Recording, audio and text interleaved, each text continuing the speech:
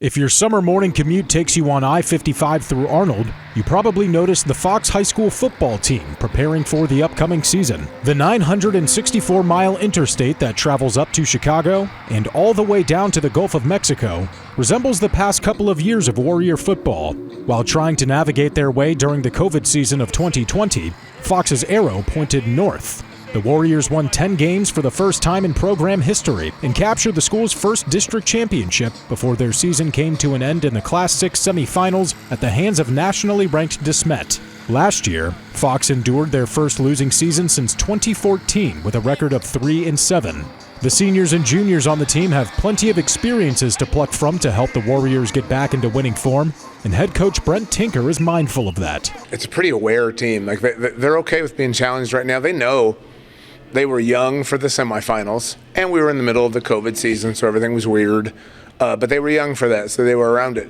Last year, they kind of saw where we got in trouble, and we've been able to kind of correct a lot of those problems on and off the field. But it's just a different group of kids. It's a good mix of kids, and I do think for the most part, I think it's a very loyal group of kids. I think it's a group of kids that wants to do the right thing morally. And I think, like I said earlier, once we start doing those things, football is easier. So, it's just the little things is what we're trying to do better. But so far, this group has accepted that and embraced it. And more than anything, we're trying to have fun with it. Football can be a lot. So if we can kind of enjoy and remember why we're here, it kind of makes it be a little less unenjoyable. One of the more unenjoyable moments from last season came on October 15th in the C6 showdown against rival Seckman High School. Seckman beat Fox for the first time since 2006 by a final score of 20-13, a night the Warriors remember all too well. It was rough. Seeing them storm the field, it really hurt, really did. But I think we put enough work in the offseason to not see that happen again.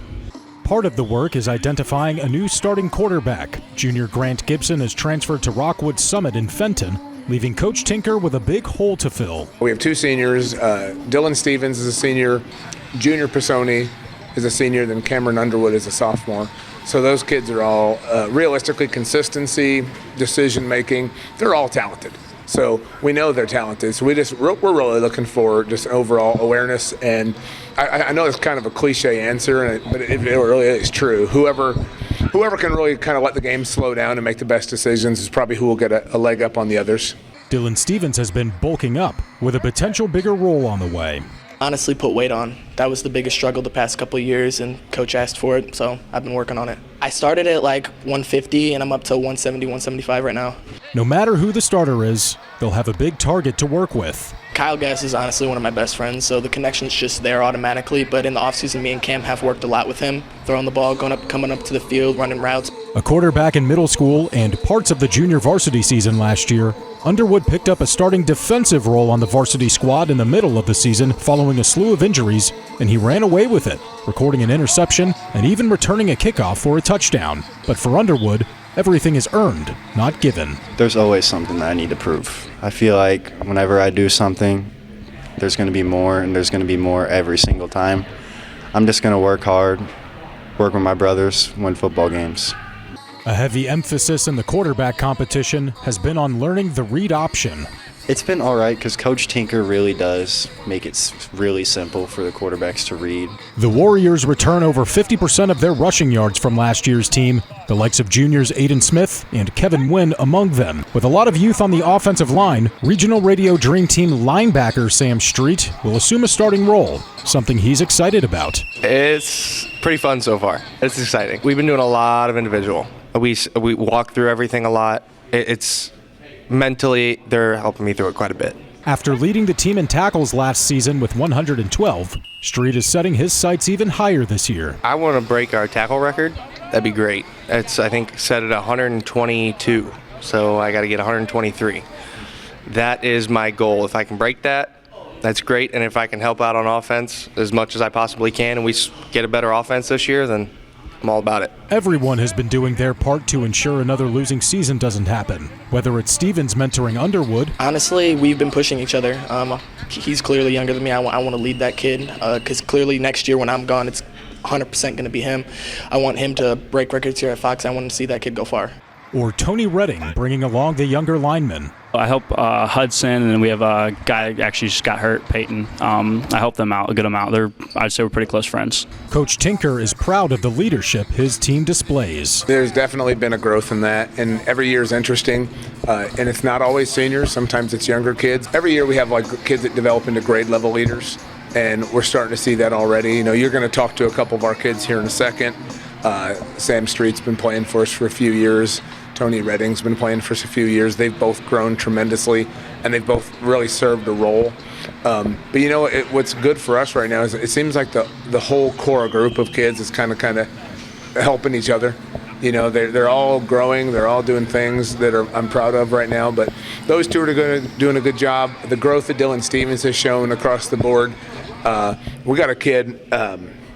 I'll brag on, named Nick Norden. Nick Norden, linebacker for us, who's done a ton of growing up the last few years. He's certainly not perfect, but he's really improving and doing a good job and trying to help us. And once I start on this specific topic, it's kind of tough because there's so many kids right now that are doing exactly what you're talking about and growing as people and kind of trying to do more for the program and do more for all of us.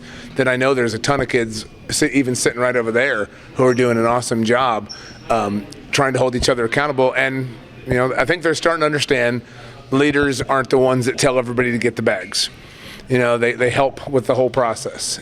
So the servant leadership concept is continuing to happen, and I'm happy about that. The goal of the Fox football team this season is best summed up by one of its senior leaders' words. It was a rough season because when you go from winning that many games and then you come play and you get we were 3-7, and when you lose that many games, when you come out here, you don't want to feel that same way when you hit the field next year.